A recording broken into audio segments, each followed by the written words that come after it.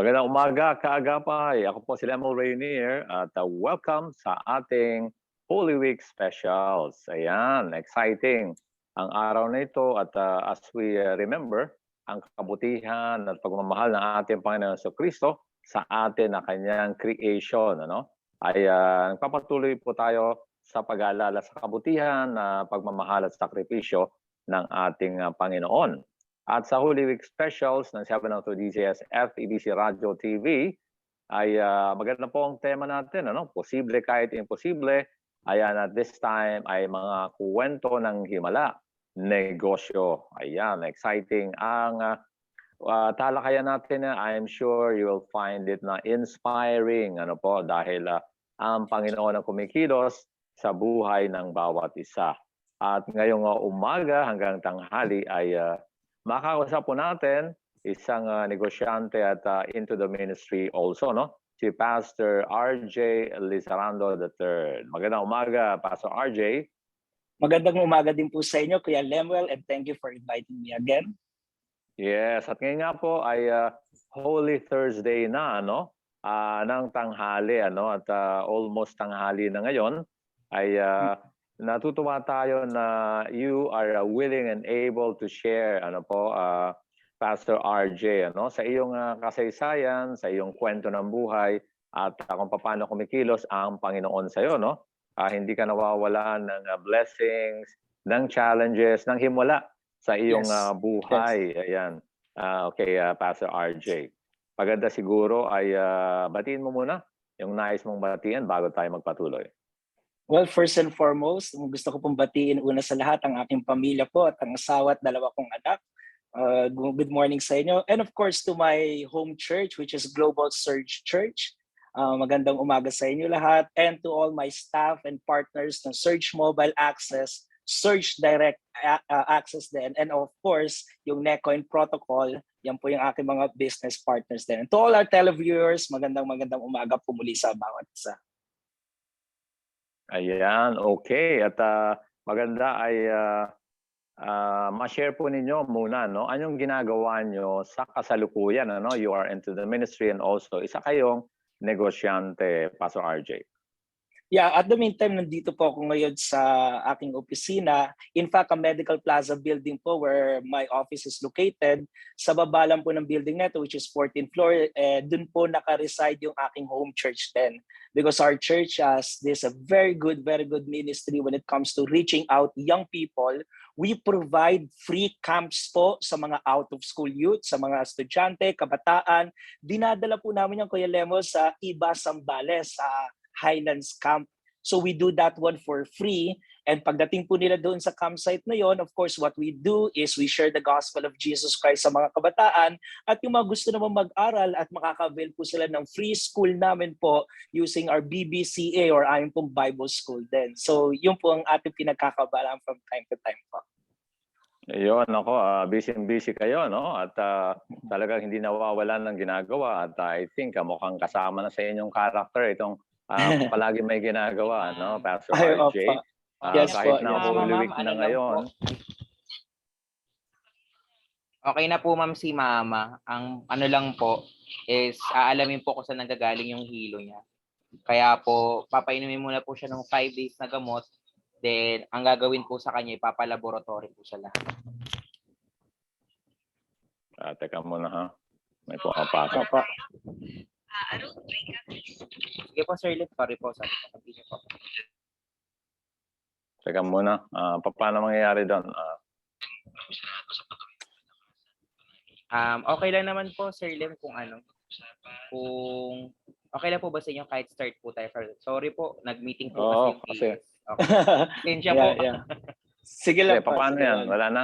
Ulitin na lang natin. Ulitin na lang. Okay lang naman po. Pabura mo na lang. Hindi ako komportable. So, para mas maliwanag. Paano ito? Itutuloy lang natin? Yes po. Pwede naman po nating ituloy po. Ikakat na lang po yun. From the top tayo. Yes po. Pasensya na po. Pasensya na po.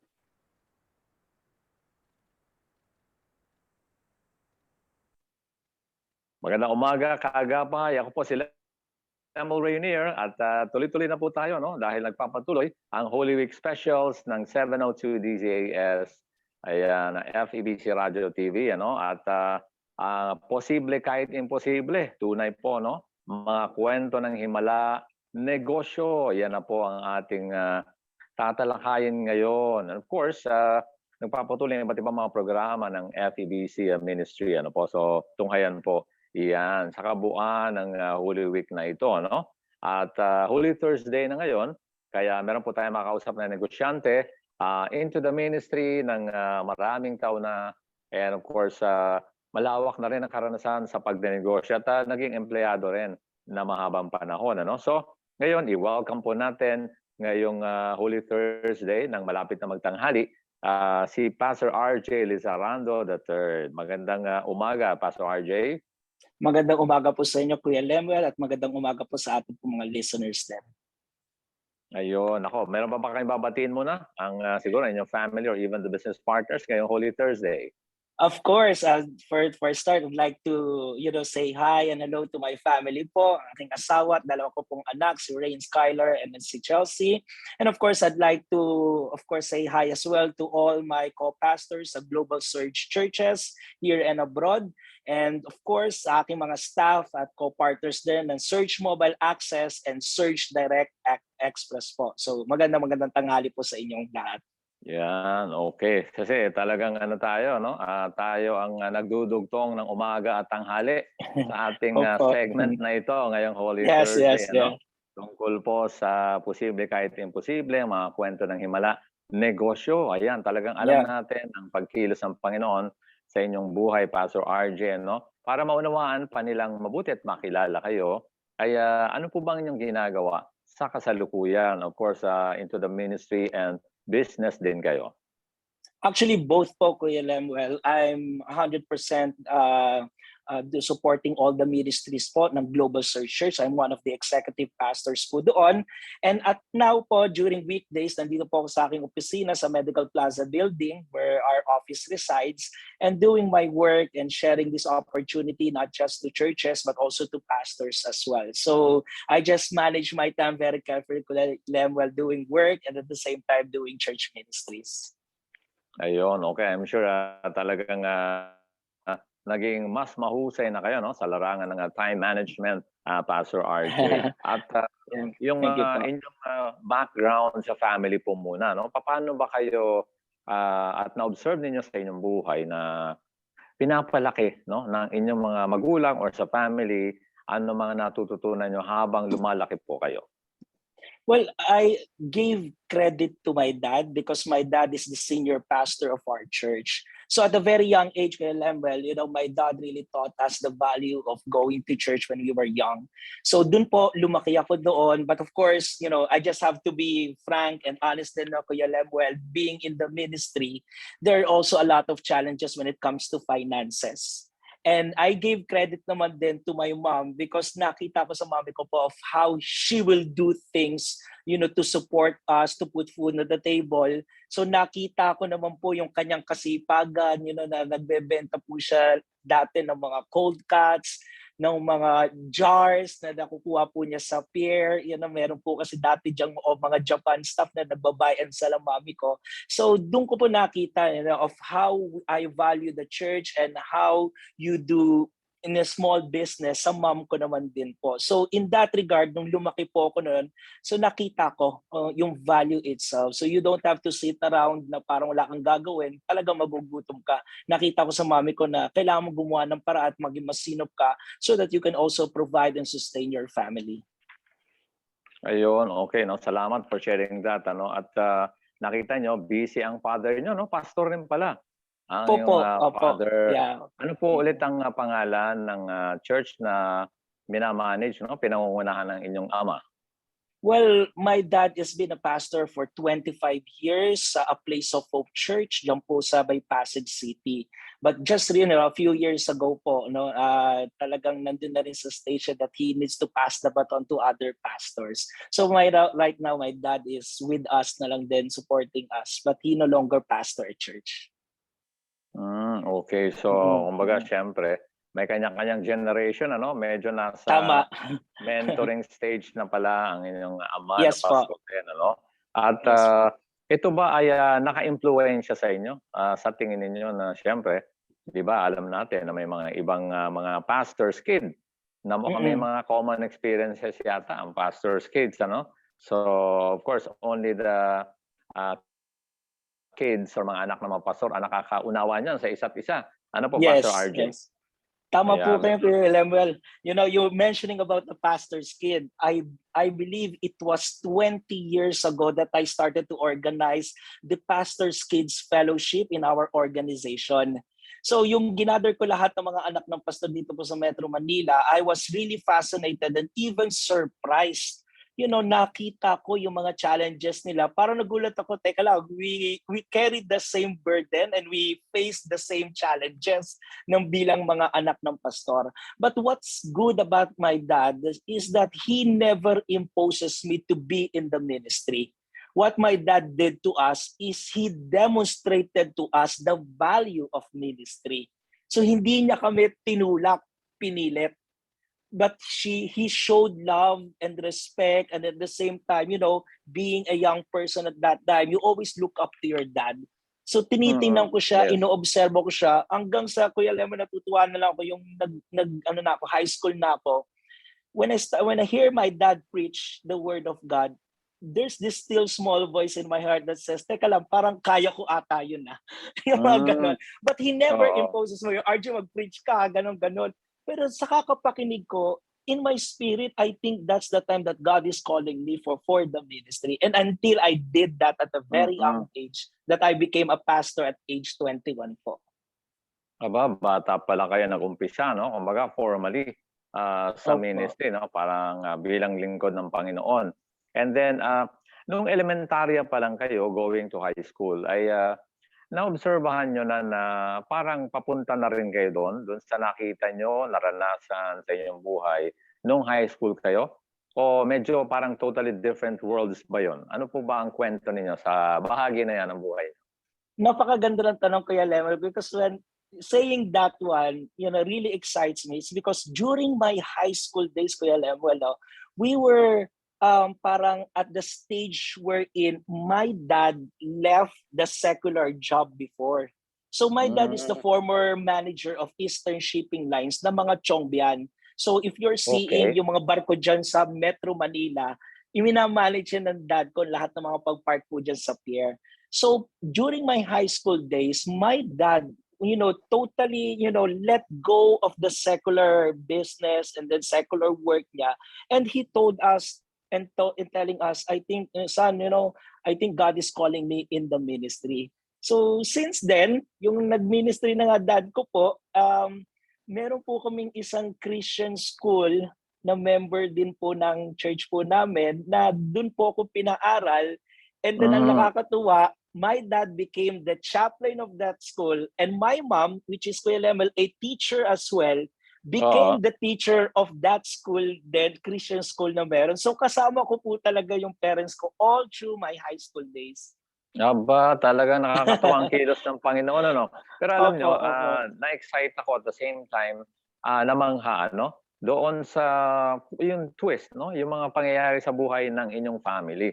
So, Mm-mm. nabanggit nyo nga po, no, Pastor RJ, na ang inyong father, bago pala siya nagpastor, kumbaga, very, ano na siya, no? Very accomplished na sa corporate world, ano? So, Yes nag-manage po, siya, yes po, bahagi ng isang malaking kumpanya kasi yes usapang po. barko yan, eh. 'Pag Mm-mm. sinabi mga Mm-mm. Chongbian family ano, so Yes sa po, mga yes po. nakakaunawa ay, shipping business ang pinag-uusapan diyan. Yes. So, Mm-mm. naging bahagi pala ang father niyo diyan. So, bago tayo mag, full blast ano, doon sa ministry life ng inyong ama, ay, bilang ano ba, naobserbahan niyo na kahit high school pa lang kayo no'n, kung ano ba, masipag ba ang father ninyo, dedicated sa work? Ano po ang naalala niyo noon? Well, una sa lahat, Kuya Lemel, I saw my dad being a dedicated person. Um, Hindi naging hindrance sa kanya yung kakulangan because we started off as having merong kaming pera to be honest Mm. And Oo, then shifting ourselves sa ministry. But I'm not blaming it, kaya na don't get oo. our Yes, listeners yes. wrong. Yung pag-shift na yon, what I saw with my dad doesn't bother him. No, talagang nakita ko yung kanyang pagpupursige pa din. Mm. Na hindi siya na-discourage sa sitwasyon po niya. And for us being a child at that time, mata ko noon, hindi ako nagtampo but rather I'm Mm. inspired even more to see how my dad responded to the challenges. Mm. So yun yung nakikita ko. Sabi ko, grabe, bakit hindi siya nagagalit sa sitwasyon? No, ba't Mm. di ka nagtatampo sa Diyos? You have all the right to question God. At my younger mindset, Oo, tama, tama. iniisip ko yon. Kasi sabi ko, if Mm. God calls you in the ministry, parang ako kasi bilang bata ko yan, batang kaisipan, iniisip ko, dapat ko equal ang lifestyle yan. Ano ba? Oo, kumbaga So, parang hindi bababa ano, yung dapat hindi lifestyle, oo. bababa. Opo. Kasi tinawag ng Panginoon parang bakit magkakaroon Exactly. ng kaibahan? Kasi high school pa Opo. lang kayo noon ano, gano'n Opo. ang tingin Yeah. pala ninyo. Opo. So sabi ko, ba't ganon? Pero during that time, yung mama ko po ang nag-excel in terms of looking for an alternative para yung mga bagay na gusto naming magawa, napupunuan niya in terms of nagiging madiskarte ang mama ko. So doon Mm. sila nag-jive hand in hand. And doon ko nakita, wow, I'm seeing two extremes here. One in the ministry and one still in the workplace na nakita ko na pwede mong i-combine hand in hand yun that having no conflict at all. So maganda yung naging bunga para sa aming magkakapatid doon po yun. Ayun, okey. Naku na lalong nagiging, malalim ano at saka nakakasilip tayo, sa inyong mundo ano, Pastor RJ, kung papaano kayo, Opo. dahan-dahan lumalaki, high school na at may nangyari palang transition ano, sa inyong Yes po. buhay lalo na dun sa alam niyo naman basta padre de pamilya, isang factor diyan aside from yung leadership niya bilang ama, pinuno or head of the family, eh, isang malaking factor yung pagiging, financial, head 'no Yes. or leader, yung pagiging Mm-mm. provider. At kayo pala sa murang edad ay naobserbahan niyo yon ano, na kayo na rin ang nagbanggit na medyo mas may kaya kayo no'n, nung time na 'yun 'no. Yes po. Kumbaga hindi kayo masyadong Mm. nangangailangan financially. At Yes. nakita niyo 'yun and then nag-shift ano, do'n sa ginagawa niya yung ama na nag-full-time na siya 'no, sa ministry.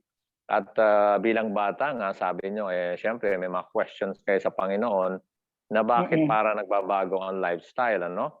And yet Tama po. maganda ang, pag-welcome ng iyong ama, going into the full-time ministry ano? Siyempre Yes hindi pa po. masyadong maunawaan 'yun kasi mas bata pa kayo Tama po, nung tama po. mga panahon na 'yan. Pero, doon naman sa pagpapalaki sa inyo 'no, ng inyong mga magulang sa larangan ng, yung bang academic excellence, yung pagiging masipag, mahusay sa eskuwelahan, ano po ba ang maikukuwento niyo sa part na 'yan? Well, ang maganda po, ang nakita kong maganda sa parents ko po is that he understood even kung ano yung kapasidad mo muna. What do I Mm. mean by that, Kuya Lemuel? When I grew up and when I became a pastor, I saw a lot of parents na dumarating sa punto that they are pushing their children to the limits. Now, what do I mean by that again? Yung didiktahan mo na yung mga anak mo, oy, dapat ganito grades mo, dapat ganyan Oo. ka, dapat ganito ka. Mm. At the back of it, the children are performing what their parents has taught them or sabihin na natin mandated to them. Mm. But at the back of it, Kuya Lemuel, is that I saw the rebellious side of that person. Hmm. Mabuti sa harapan, hindi maganda na pag nasa labas. It's Mm. because nagkaroon na ng contrary dun sa kanila. Ba't mo ba kami inuobligahan? Sa parents ko po, what's amazing about them is that, ako, Kuya Lemon, I have to be honest. Mm. Hindi ako matalino ng tulad na iba, hindi ako Mm. magaling, hindi ako valedictorian o kung ano man, but Mm. I make sure that I always do my best in every Mm. platform na ibinigay sa akin. So whatever grades ko, if my parents saw that I did my best on that specific task, then I Mm. receive a thumbs up to my parents. Bonus na lang kung Ayun. mataas yung grade. Pero kung Ah. yan lang, sabi ko, Dad, ito lang kaya, sorry Oo. Ikaw na lang. He Yes, accepts yes. it. Yun yung maganda Oo. po. Mm-mm. Ayun, okey. Naku, at least, nag-e-encourage talaga 'no, ang inyong mga magulang na gawin niyo yung best niyo, kumbaga best Yes, ma'am. effort at na-appreciate niya, no? Kasi naintindihan natin yan, ano, na kapag ang mga magulang, they want the best for the children. Kaya lang minsan the way they do it, hindi nila namamalayan dahil sa eagerness nila siguro ay I baka medyo agree. nape-pressure, no? Tama Nape-pressure po. ng gusto yung mga anak na baka rin hindi nila mamalayan masama maging effect in the long run, ano? So kayo pala nakita nyo na ina-encourage kayo to do your best, ano? Yes po. Sinusuportahan Yes po. sa ginagawa at anuman ang resulta. Okay, Pastor RJ, no? Eto namang kaya nabanggit nyo na a little bit yung makaranasan ng elementarya kayo at saka nung high school, ano. So, ang inyong father nga pala ay used to be, meron siyang magandang career, tapos nag full-time sa ministry. Ang yung mother naman, nung bandang high school na kayo, siya naman ang sabihin natin nag-level up, ano, Yes. sa Yes po. earning income, ano, sabi nyo nga, Yep po. yung part na yan. Pero interesting din pala, no, maganda makwento nyo yon yung a little bit doon sa buhay ninyo na magkakasama kayo, di ba? Nag-aaral kayo. Yung Yes po. father nyo naging chaplain doon, yung mother nyo teacher doon. Ano to, parang masayang bahagi ng buhay niyo yan. Parang nandun kayo lahat, parang hindi kayo umalis ng bahay nyo dahil magkakasama kayo. Magkasama kami. Sige Yeah, nga po, opo. paano ba nangyari yun and how did you enjoy that experience in your life? Well, nag-level up ako doon dahil pag chapel hour kasama ko dad ko eh. Kasi dahil Christian school yan, nandun yung mom ko, supported us, nandun ang dad ko, preaches God's word, and I do the MC. Kasi okay. we're setting up a church service eh. Not all students sa Christian school are Christians. Okay. Hindi lahat believer pa, no? So, Exactly. ina-expose sila sa... So, ganun pala talaga yan, no? Kasi akala ng iba rin siguro, as they understand it, pag sinabing Christian school, everybody parang required, ano? So, kayong iba, kasi alam nyo, natutuwa nga ako doon sa part niya, that some Christian schools, pinupuntahan sila ng kahit sino, no? Dahil for the academic excellence that they offer. Yes. Kasi I know of some schools na ganyan, na talagang welcome ang lahat. Of course, may mga paamantayan yan, ano? May rules yung paaralan. I'm sure alam nyo yan kasi yung magulang nyo ang nagpapatakbo nung time na yan. Okay, so ano po ang result naman nun? And anong na-observe nyo na iba-iba kasing pananampalataya pa yung mga estudyante sa eskwelahan nung time na yon? Well, that became a leverage since they were able to experience what a church service looks like. Nag-enjoy sila. Hanggang nagkaroon kami ng mga factions na sa school, di ba meron pong math club, science club. Okay. Yes, so nagtayo kami ng Christian club namin. And then from there, it grew.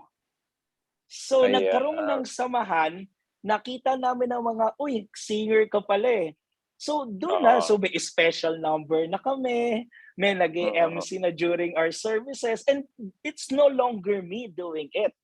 It's a concerted effort na ng mga Christians na nalaman na, oh RJ, anak ka pala ng pastor, daddy mo pala yung chaplain ng simbahan, ng school natin na. So sumama sila sa atin, and then from there, nagkaroon na kami ng community. So maging okay naman din po all throughout. Ayun, ano, mukhang namamalayan nyo na ba, no, mas bata kayo, na binomold na kayo ng Panginoon kasi may pagka-leadership aspect na yan ng inyong buhay, ano? Opo. Noong time na yan, ano? So, pero kayo, nahalata nyo na ba yun? Parang the Lord is doing something sa part na yan ng inyong buhay? To be honest, Kuya Lemuel, no. Actually, I have to, is it okay, Kuya Lemuel? I'll share this one, snapshot lang po. Sige ito. po, no problem Opo. po, no? Para yan, maganda maintindihan nilang mabuti yan at lalo kayo makilala before we go to the business side, ano, ng inyong ginagawa sa second part ng ating talakayan. So, sige po, please do share that. Yeah, actually, Kuya Lemuel, 13 years ago, yung nauso po yung YouTube, meron po akong video na in-upload po dyan called Mary Rose Scavenger. So, Mary Rose Scavenger is a story of this little girl na ako kasi, Kuya Lemuel, I'm very adventurous person. Hindi ko alam from my network sa church namin na meron kaming members who are scavengers sa church namin. So, high school po ako noon, graduating po ako noon, and I was invited doon sa Taytay Rizal because nandun po yung dam site. Oo. When that younger invited me to visit the dump site, nagpakain na rin ako ng goto. So, in a way. And there's 100 scavengers na nandun. What I did, Kuya Lemuel, is because dala namin dun yung camera pa because sabi namin, okay na adventure to eh. Oo, We oo. Kayo, documented adventure lang, everything. ano? Opo, Adventure lang ang pakay nyo nung una. pakay. Tapos, ang theme po nun is that I want to understand the lifestyle of being a scavenger. Madalas kasi natin naitin yan eh. O kaya ganyan ang Oo. buhay niya kasi hindi yan nag-aral sa buhay. Ganun ba talaga? So ako, out of curiosity, document natin. So what they did, ginaya ko po. Makikita po niya sa YouTube yung Mary Rose Scavenger. So ginawa ko yung ginagawa na masura po ako to the point, Kuya Lemuel, and this is where God called me. Yung nakasama ko si Mary Rose, naghukay kami, Kuya Lemuel, sa basurahan. After mga 1.5 feet, I was surprised, merong mahabang longganisa po kaming nakita doon. Dinampot po ni Mary Rose yung longganisa, itinaas po niya, kinuha po ng younger brother niya, which is around 4 years old at that time, kinuha po ng kapatid niya at nagtatalon. They are so happy. At sinabi pa, may narinig ko, sabi na, yes, praise God, may pagkain na ako. When I heard that and saw that thing, sabi kong ganon, I knew right then what I wanted to do in life. Doon po sa dump site na yon, sabi ko, the dump site represents to me the hopeless people around me. What they need is someone who will encourage them about the love of Jesus. Yes, Tapos amen. yung tinaas ko yung kamay ko doon at sinabi ko sa Panginoon, Lord, from this day forth, I will give my life for the ministry. At yun na po nag-start that I became the youngest pastor po ng aming po church. Yun, purihin ang Panginoon, ano po. So, talagang ang Panginoon, no, ay kumikilos, ano, in mysterious ways, in unexpected ways, ano po. So, kayo, ang pakay nyo lang, syempre, adventure, mag-explore kayo, excitement. Yung pala, hindi nyo alam, may nakalaang calling, ano? Naghihintay sa'yo sa puntong iyon ng inyong buhay na bata pa kayo, no? Pero malinaw, ano po, nag-commit kayo sa Panginoon na gagawin nyo ng mas malalim para sa Kanya nung time na yan ng inyong buhay. And we praise God for that moment, no? Sa inyong buhay na yan, ano? At mukhang nagtra-transition na ang inyong buhay, ano po? Papalalim na sa Panginoon. At ngayon, di ba sabi niyo, bandang high school yan. Nung kolehiyo po kayo, kasi sabi niyo, kayo na rin na nang umamin, marami naman nakaka-relate sa inyo. Kahit ako, nakaka-relate ako na sabi niyo, hindi kayo sobrang talino, simple lang, ano? Pero palagay ko mas matalino kayo sa akin, ano? Pastor RJ, ano? Pero natutuwa lang kasi ako na you are open, ano? Transparent kayo diyan. Kasi mamaya magugulat sila sa klase ng business na meron kayo ngayon, ano? At alam natin dahil sa Panginoon 'yan. Pero before we go there sa second part, ito po. Kung meron kayong mga learnings, kung ilang bagay na natutunan nyo nung estudyante kayo, na particularly nung kolehiyo na kayo. Kasi siyempre iba na ang paraan ng pag-aaral dyan, iba na ang pagharap natin sa challenges. Pastor RJ. Yes po. Yes po. Well, yung exposure talaga, Kuya Lemel, is very important to me. Parang libro lang po yan eh. You will never know the second chapter if you haven't read the first chapter. Di ba? So it's a progression of what God can reveal in your life.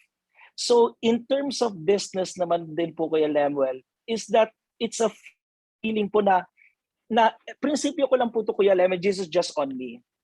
If God was able to bless me to pioneer several churches, to establish schools from different parts in the Philippines at a very young age, I said to myself, I think God has also the capacity to give me, the wisdom and the strength to manage a business. Parang church lang naman din yan eh. Di ba? But in a different platform. But the same setup. So doon ko nakita na I have the skills here. But it's no different when you apply it sa secular world. Ang maganda sa secular world, kakaiba ka sa lahat dahil may Mhm, Christian mhm. values kang iniipit. Ayun That's ano what at, that inspires me. Opo. yes, okay, interesting at, Mm-mm. maya-maya ay pupunta tayo diyan ano at, nakita niyo nga na meron kayong, dalang kakaiba 'no, 'pag, magpupunta na kayo sa business ano. So nung Mm-mm. kolehiyo pa lang kayo ay medyo meron na kayong tendency or, meron na kayong inclination na magbi-business kayo? Kasi nasa ano kayo, nasa, young pastor kayo nung sabi niyo nung time na 'yan. Honestly speaking, Kuya Lemuel, my course in college is management and business economics. Pero hindi po Hmm, ako nakatapos dahil kasi wala naman financial capacity at that time yung parents ko. Sinabi ko na rin mhm, po, Kuya Lemuel, sa mom at daddy ko. Mom, dad, mm, sabi ko, I told them, please, wag niyo na rin muna akong pag-aralan. Mag-aral ako kasi I know the oo, financial restraint. Nakita ko po mhm, kasi hindi, it's just me naaawa ko sa magulang ko oo, na they're doing everything just to provide us for a good school. mm, Pero sabi ko, that's too much. Sa akin lang yun, Kuya Lemela. It's too mm, much for me to bear. Sabi ko kay mom and dad, Dad, I'm okay. I think, in my mind na lang to, Kuya Lemel, sa sarili ko, mm, sinasabi ko, banatan na lang natin sa abilidad. Alam mo yung gano'n? Kasi if oo, I'm able to prosper myself naman sa ministry, I think it is just the same formula when you do it in business. mm, Yun po ayun. yung naging ano ko doon. Opo. Ayan, naku napakaganda niyan at, tamang-tama 'yan ano. Kasi, be-break tayo panandali ano, Sige Pastor po. RJ at, matapos ang ilang paalala ay, magbabalik tayo. So antabay lang po, kaagapay, dito sa ating Holy Week specials. Yan. Okay po, Sir Limuel. Maganda po. Kayo na po mag-start. Yan, nagbabalik po tayo sa Holy Week specials natin. Holy Thursday ngayon at maganda itong paksa natin. No? Posible kahit imposible. Ayan, sa larangan ng negosyo po tayo. At muli ako po si Lemuel Rayonier para sa Holy Week specials na ito. At kasama pa rin natin, of course, sa ating pagpapatuloy. Ayan, to more exciting times, sabi nga nila, no? Makinig po mabuti. Kasama pa rin natin si Pastor RJ Liza Rondo III, ayan sa ating pagpapatuloy. Magandang tanghali na, Pastor RJ. Magandang tanghali din ulit sa inyo, Kuya Lemel, at sa ating po mga listeners po around the Philippines. Ayan. Oo, talagang sa haba at excitement at lalim ng talakayan natin, hindi natin namamalayan, tanghali na pala, no? Kasi Tanghali na pala. kasi oo, ibang klase itong schedule natin. Alam mo, unique din tayo ngayon. Ano? At the same time, ito, maganda magpatuloy po tayo kasi minuhubog na kayo ng Panginoon, bata pa kayo, magandang training and background ng inyong mga magulang, pero may kasamang ano pa, training in the ministry.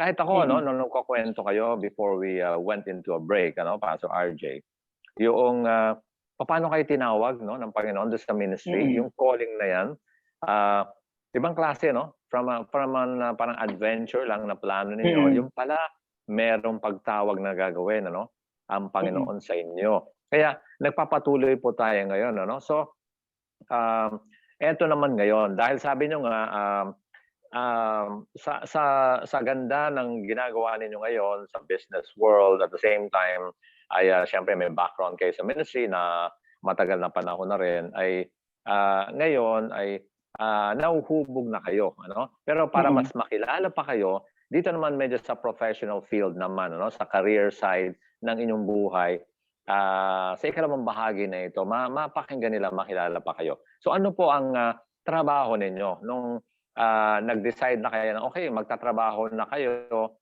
kasi nga para makatulong din sa inyong pamilya? Well, it started, Kuya Lemuel, 3 years ago na nasa Melbourne, Australia po ako. I pioneered the church po sa Melbourne, Australia. I started the church there. Yung pagbalik ko po sa Pilipinas, that's the time na na-hit po ako ng pandemic. So, hindi ako makabalik na. Mm, At such time, my visa of going to the Australia, ay wala na. Hindi na naulit. Hindi na ano. But my experience sa Australia is that it has always been a challenge for me yun na magpadala ka ng suporta sa pamilya mo. It's hard to go sa remittance center doon, Western Union, Filipino shop. Sabi ko, bakit kailangan may effort? But all throughout our lives naman, di ba, ang hawak natin madalas is cellphone. So, doon po yung naisip ko, bakit hindi na lang tayo dito mag-transact sa cellphone? Ganun lang. It's just a one crazy idea nga, Kuya Lemela. Bakit hindi na lang dito? Nakakapag-internet ka, nakaka-Facebook ka, nakaka-Zoom call ka, nakakatawag ka, nakaka-bank transfer ka.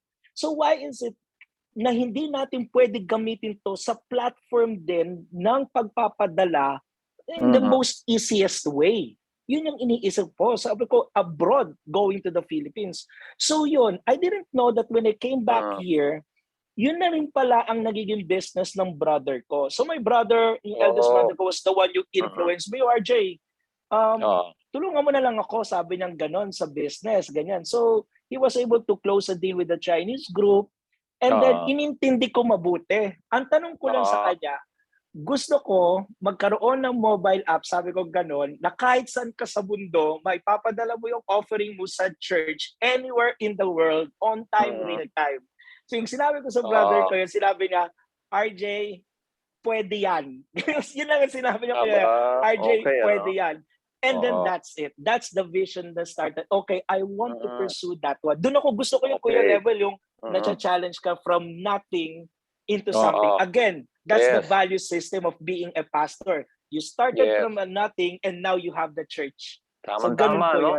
Yes, pasok na pasok sa tema natin talaga, no? Ang blessing ng Panginoon, posible kahit imposible. Talaga sa larangan ng business ay kayang-kaya ng Panginoon yan. So, pero nabanggit nyo, no, interestingly, na nag-abroad kayo, tapos pero ministry, and then paano po ba nangyari yun? Napunta na kayo sa ibang bansa? Kasi bago tayo nag-break kanina, ay na binabanggit nyo na siyempre, papunta na kayo sa ministry, ano? At talagang gusto niya na makatulong sa family nyo. Maya-maya, eto na, nasa abroad na kayo at meron na namang bright idea, great idea na naman na binigay ang Panginoon sa inyo. So, paano po nangyari yun? Napunta kayo Australia.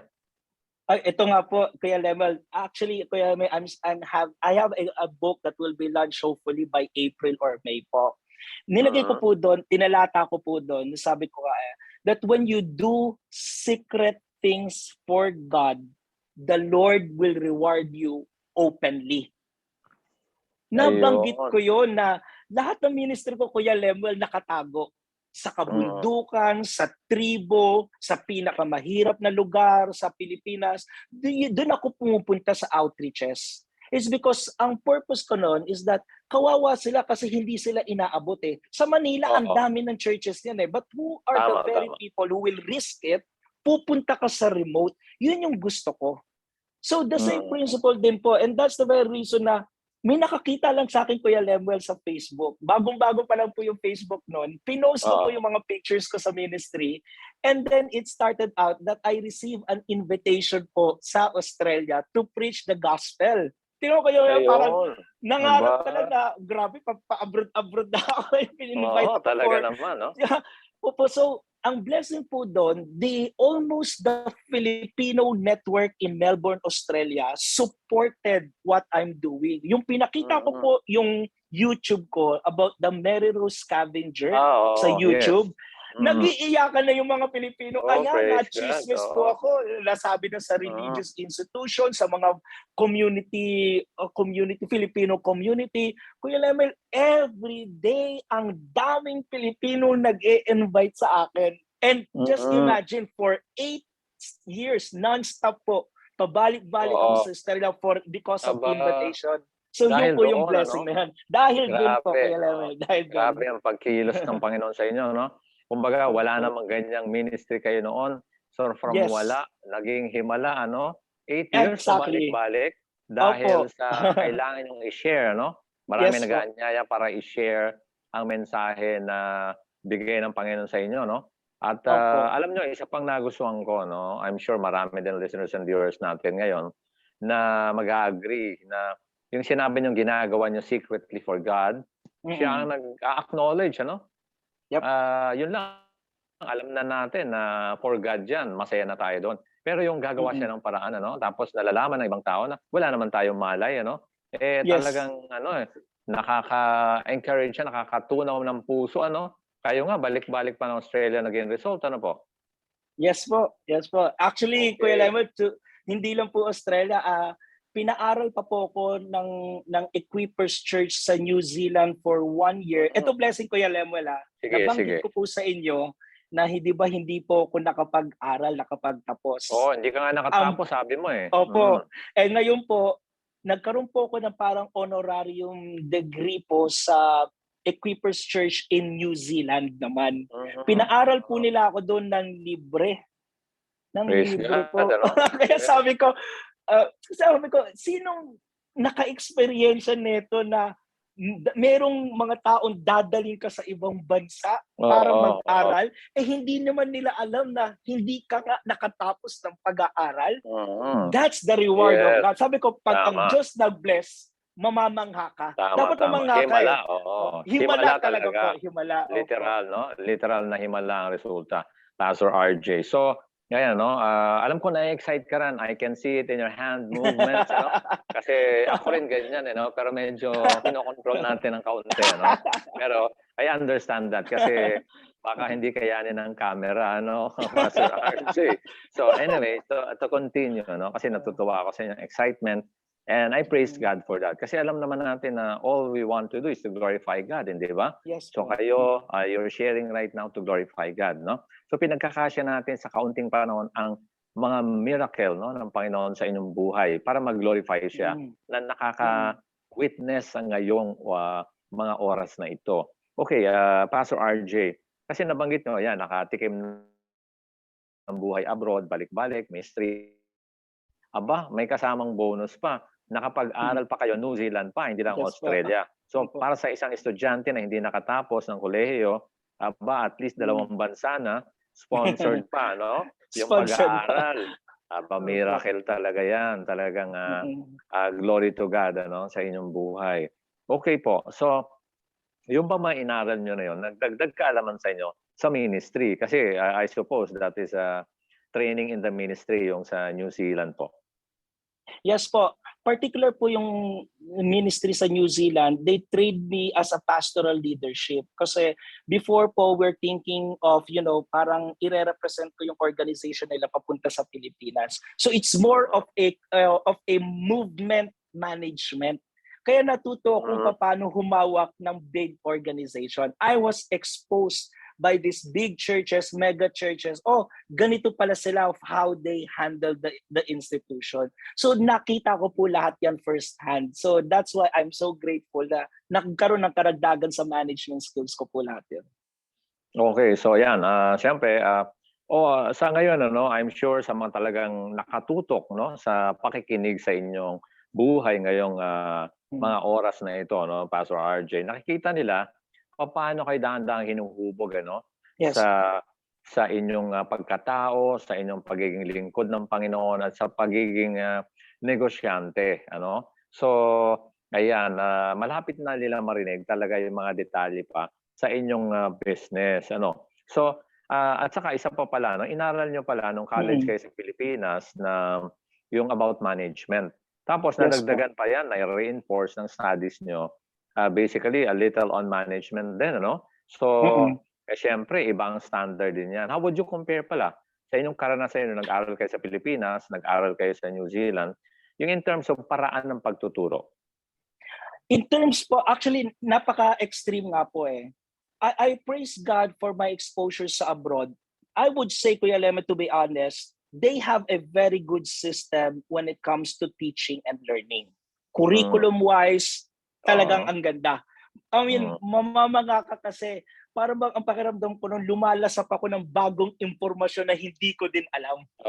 Okay. Opo. But, ang ang advantage natin from the Western culture is this. Wala silang kakaibang ugali na kung saan tayo, kahit mahirap, lumalaban. Pag nasa Western ka, pag mahirap yan, quit. Lilipat, aalis, hahanap ng magandang sweldo. Opo, Yes, noon na lang palaban ng nakita sa atin. Pilipino. Palaban. Okay. Palaban po Yes, talaga. positive, determination, Yes po. Ayan. Yes po. Praise God for that, Kasi alam nyo, it's normal or madalas natin nadidinig, okay, pag ibang bansa, mayamang bansa, maraming conveniences, So, understood natin yan. Pero Mm-mm. ang sinasabi nyo ngayon ay kayo mismo, literally, naobserbahan nyo, medyo angat tayo sa determination.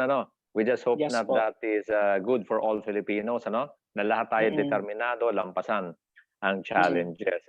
So, okay, salamat for that insight, na tayo ay naobserbahan nyo na kakaiba ang mga Pilipino. Mas lumalaban habang tumitindi ang pagsubok ay lalong nagpupursige. So, kayo, Pilipino, nag-aral kayo doon. You have the best of Mm-mm. both worlds. Yes po. Pilipino na may determination, na nakatikim ng mahuhusay na curriculum at sistema ng edukasyon. So maganda Yes po. resulta niyan sa inyo. Praise God for that. Opo. Ganda po. Okay, Thank sige you po. po. Ngayon, silipin na natin some more ang business ninyo. Kasi we are not Mm-mm. looking at your business life lang naman. Tinignan natin yung kung sino si Pastor RJ. Ayan. At Mm-mm. of course, paano kasi yan i-implement, paano yan lalabas sa inyong pagnenegosyo. Kaya nakita rin natin ang laki ng vision ninyo, ang ganda ng vision ninyo dito sa business na ito. At yan nga, yung nasa likod ninyo, yung Surge Mobile Access, yung logo Yes diyan. po. Yes Likuran. po. So ngayon, balikan natin yung pag-umpisa nito. At sabi niyo, yung kapatid ninyo pala ang nakasama ninyo. Pero paano ba Opo. nangyari na kinailangan kausapin yung kapatid ninyo? Ano ba yung ideyang naisip nyo ulit kaya nagkaroon ng ganitong business ngayon? Well, actually, it was my brother who influenced me. Sinabi niya, yung naintindihan ko about digital payment po Yun po yung Yes. nagtatribe sa ngayon. Yung sa Australia kasi po, kuya, is that pag sila nag-o-offering, natuwa din ako kasi pag nag-o-offering sila, meron silang hawak na POS. Pumipila po yung mga merong ATM. Papasok nila ATM, yun yung offering nila habang yung resibo doon. So sinabi ko, Okay. na-inspire ko, sabi ko, okay, if they can do that, that's already digital. Sabi ko, I want to level up, na yun na nga yung purpose nun. I want to put it on the cellphone. Na kahit saan ako, nakakapag-offering ako doon sa home church ko. Kasi Kuya Lem, being a pastor, ang dami ko na rin kasing mga members na nakapag-abroad at nag-commit, nagsasabi sila, oy, padala namin yung tithes and offering namin every month. In all honesty, walang nangyari yun. Hindi nangyayari. So hindi napapadala. Hindi napapadala. Kasi mahirap yung nag-abroad ako, nakita ko, teka lang, I have to understand that. There's a big sistema ang hirap. So I want to make it easier. So sa business, isa pong nag-advise sa akin, when you go to business, one of the most productive business that you could ever do is you provide solutions. If your business provides solution, then you have a high chance of a thriving business. Sabi ko, solution tong iniisip ko, sabi ko. So it's just a matter of doing it and let everybody know what you're doing. Yan ang business natin. Ayan. At yun nga, nag-team up kayo ng brother ninyo. Ano bang background ng brother ninyo? Kinailangan yung servisyo niya. Honestly speaking po, pastor din po siya And then napunta din sa napunta din siya sa business din kayo, po. Na-influensyahan. Na-influensyahan yung ama, sa ministry. Yes po. So, pastor din, siya, may ibang alam din, katulad ninyo, aside from the ministry, may business side rin. At sino pa ang mga kasama po ninyo sa negosyo nyo ngayon? Well, actually, in all honesty, kami lang po talaga magkapatid. But my first investor po, the one who was able to capture the vision na gusto ko pong mangyari, is that it's also a pastor who happened to be a businessman din and an entrepreneur. So siya po nag-seed fund sa akin for that idea. Kasi I've been doing it Kuya Lemel. I try to pitch it sa mga friends ko sa Australia kasi may pera naman talaga lahat ng tao doon. But they never saw the opportunity here. So medyo defeated ako sa Australia. Pumunta ako sa Pilipinas, bumalik ako dito.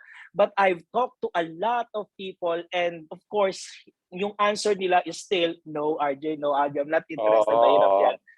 Opo. So hindi sila willing, nabigyan Hindi po. pagkakataon dito sa Yes po. Pilipinas, yung mga nakausap nyo. Opo. Okay. And sabi nga nila you don't stop doing it kasi out of 100 isa dyan mapapa-oo mo. Doon ako na-inspire. I look for that one person rather than bilangin yung mga rejections ko. Kasi Oo, mas tama. konti yung umoo kaysa dun sa rejection. Pag rejection, binilang mo, ayaw mo na, quit ka na, muli, Oo, alis ka na lang. tama. Pero yung one thing na napa-oo, ayan ang masarap hanapin. So Oo, dun ko ako okay. nag-focus sa one. Opo.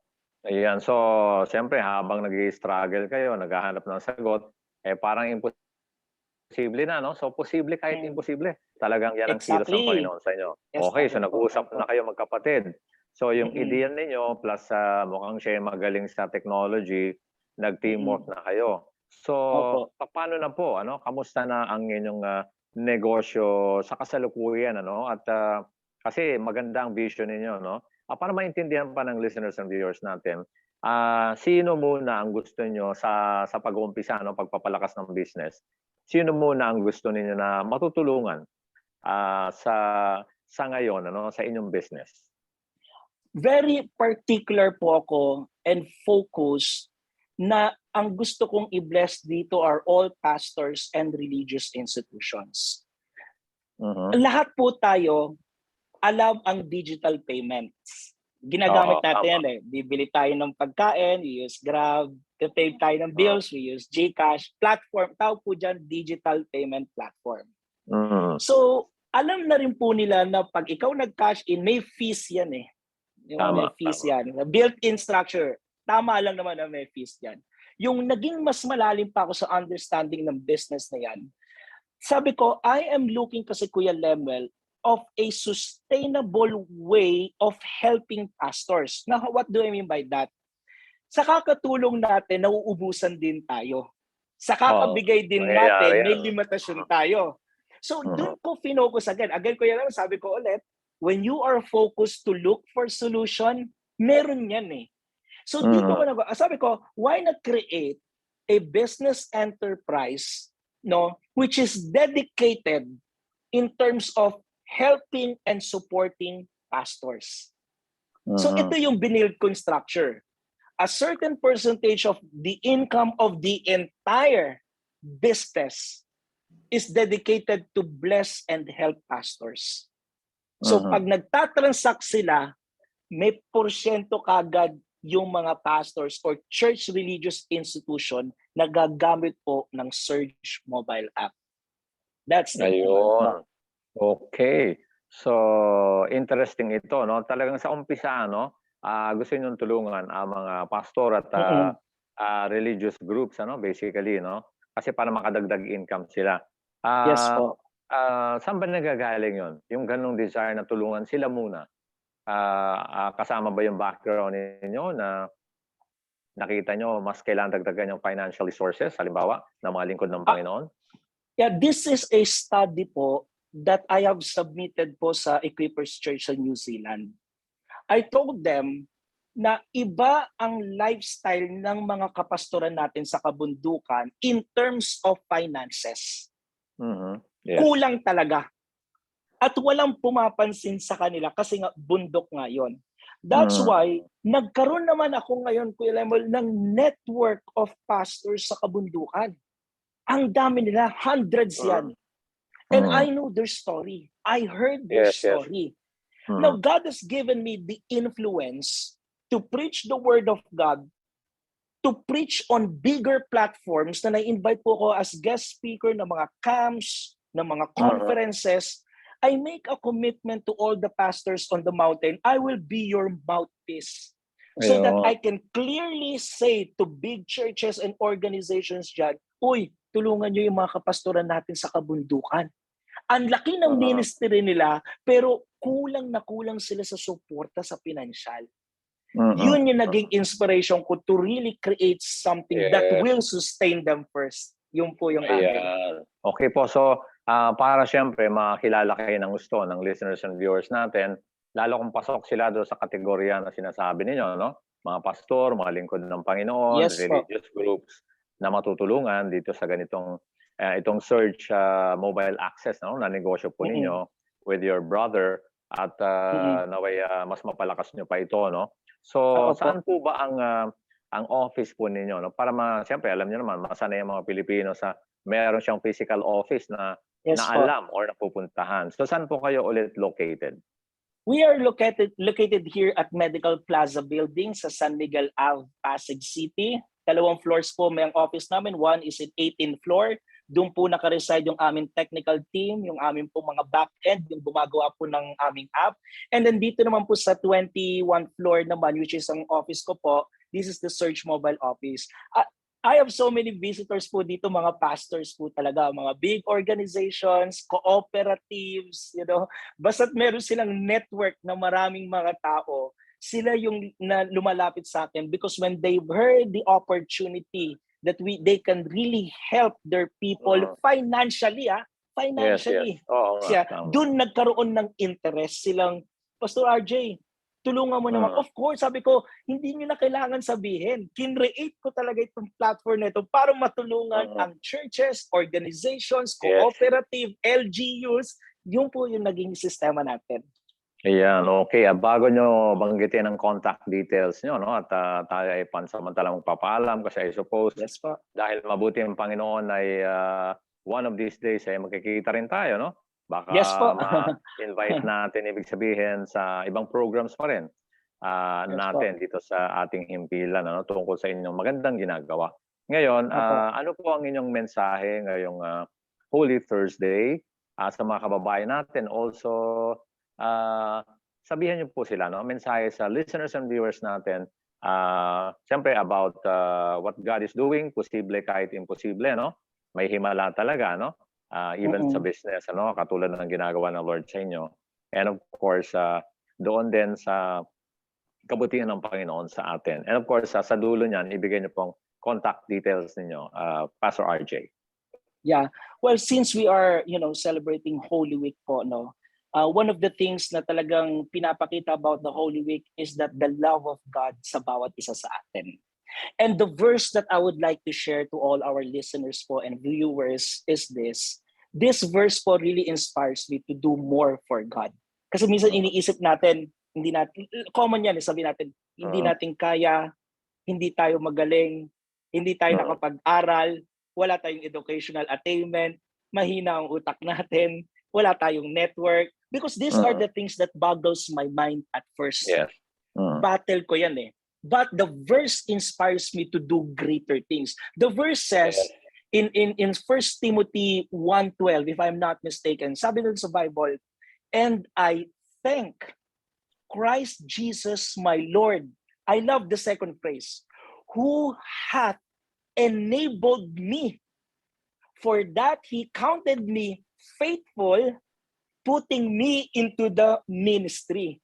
Madaling i-relate yan sa churches. Pero sa business, yan din ang kailangan natin, Kuya Lemel. Because the verse says, una sa lahat, magpasalamat ka sa Diyos. If you have a grateful heart, etong sasabihin ng Panginoon, ang bait na itong anak ko. Anak, ano kay gusto mo? Ano kailangan mo? Lord, kailangan ko ng lakas loob. Sabi nga ni Solomon hindi ako magaling. Pero if you will grant me wisdom, knowledge, and understanding, yan ang hiningi niya. Riches will follow if you have the wisdom of God in your life. So yun ang binigay niya sa akin. Lord, now God enabled me. Doon sa enablement, may challenge doon sa enablement. Kaya maraming magaling pero mayabang. Nakakalungkot to, Kuya Lemel, but that's the reality. Pero sabi doon sa Bible, magaling ka pero dapat maging faithful ka. Amen. Here is a verse for enabled me, kailangan natin maging faithful. And then ang last word doon, ministry. Ministry is not just a church or your ministry. Ministry is particular. Pwede yan sa business. Yes. How can God put you in a ministry or business if you are not grateful, if you are not faithful to God, di ba? God will not enable you to have a business of your own. Ito ang formula ko lang, Kuya Lemel, which I strategically follow at every moment of my life. Yan na nag-i-inspire sa akin to do greater things naman po. Yes, praise God. Glory to God. Ngayon po, ang contact details ninyo sa mga nais na makapag-ugnayan sa inyo. Yeah, actually, pwede po kayong kumontak sa amin pong Facebook page, yung Surge Mobile Access or Surge Direct Express. Yung Express po dyan, letter X, PRESS, or pwede nyo po ako kontakin din on my Facebook naman po. Madali lang po tandaan, letter R, letter J, letter L, I, Z. RJ Lee sa Facebook page, or sa isang smart number ko po, 0928-338-4862. I say it again, 0928-338-4862. Maraming salamat po. Yes, maraming salamat sa inyo, Pastor RJ Lizaronda III. At God bless sa inyo, sa inyong ministry, sa inyong negosyo. Naway marami pa kayong matulungan. Hindi lang ngayong Holy Week, kundi sa araw-araw na Thank you inyong po. buhay. Ano? Thank you.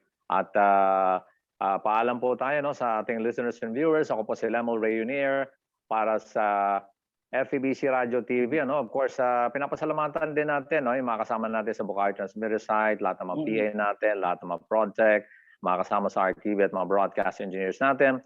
Ngayon, kung kayo po ay bumisita sa ating website, febc.ph, pwede nyong bisitahin ang ating website. You may also click Donate Now, lalo na during office hours, para ma-assist kayo ng CCRD ng FEBC. Muli, ako po si Lemuel Reunier para sa FEBC Radio TV Holy Week Specials. God bless po sa ating lahat.